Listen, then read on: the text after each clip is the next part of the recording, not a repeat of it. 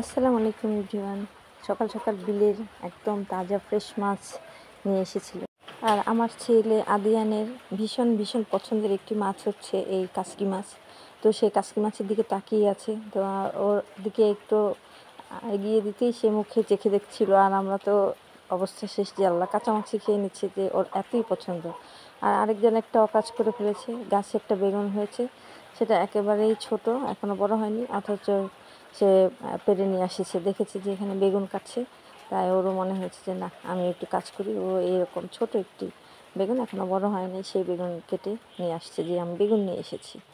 যাই হোক, কি আর করা, ছোটো মানুষ, কেটে ফেলেছে, একদমই ছোট, এখন অনেক বড় হতো।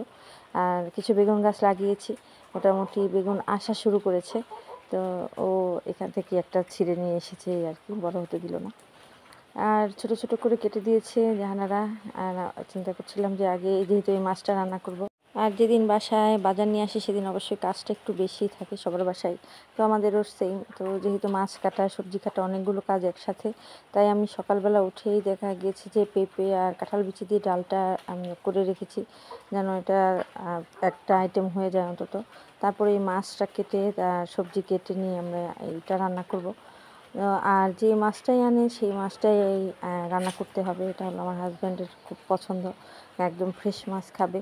আসলে ফ্রেশ মাছের মজাই আলাদা। আর যেহেতু ছোটো মাছটা কাটবো, তাই জানালাকে বলেছিলাম আগে এই সবজি আর মাছটা কেটে দিতে। ও এই দুটা রেডি করে দেওয়াতে আমি ও রান্না বসিয়ে দিচ্ছিলাম। আর যেহেতু আদিয়ানের এতই খেতে ইচ্ছে করেছে, একদম কাঁচাই খেয়ে নিচ্ছিল, তাই ভাবছিলাম আজকে এই মাছটাই পাকাবো। আমি ওদেরকে সবসময় মাছ বা যে খাবারটা আমরা রান্না করি সেটাই খাওয়ানোর চেষ্টা করি। আর এজন্যে ওদের খুব ভালো একটা হ্যাবিট গড়ে উঠেছে, যেমন সবজি দিয়ে মাছ পাকালে দেখা যায় ওরা এটাই খুব মজা করে খেয়ে নিচ্ছে, শুধু মাংসের উপর নির্ভর না। আর আমি মাংসটা একটু কমই ওদেরকে খেতে দিই, কারণ সব বাচ্চারাই দেখা যায় যে মাংসটা পছন্দ করে, মাংস খেতে চায়, কিন্তু যদি সবসময় আমি এটা ওকে দিই, তখন আর এই সবজি মাছ এগুলো খাবেই না। অনেক বাচ্চাদেরই আমি শুনি যে শুধুই মুরগি দিয়ে ভাত খাবে, মাছ খেতে চায় না। তো এই জিনিসটা আসলে ঠিক না, কারণ মাছের মধ্যে, সবজির মধ্যে যে পুষ্টিগুণ আছে, দেখা যায় এগুলো আর ওই বাচ্চারা পায় না যে বাচ্চারা খায়। তাই ছোটোবেলা থেকেই আসলে সব কিছু খাওয়ানো উচিত বা টেস্ট বোঝানো উচিত। আর আমি দেখা যেত আগে একদমই মরিচ দিতাম না, কারণ ওরা ঝাল খেতে পারতো না, কিন্তু আস্তে আস্তে অল্প অল্প করে ওদের ঝালটা খাওয়ানো শিখিয়েছি। আর এই মাছটার মধ্যে টমেটো, ধনিয়া পাতা আসলে না দিলে হবেই না।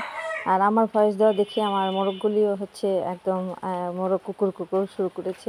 যে কোনো প্রাণী পাললে আসলে মায়ায় পড়ে যেতে হয়। তো ওরা দেখা যায় আমি বাইরে আসলে আমার পিছন পিছন হাঁটবে, আসলে খুব ভালোই লাগে। আর 4টা মোরগ হয়েছে, 2টা মুরগি হয়েছে, ডিম দিয়ে বাচ্চাদের বসিয়েছিলাম, আলহামদুলিল্লাহ।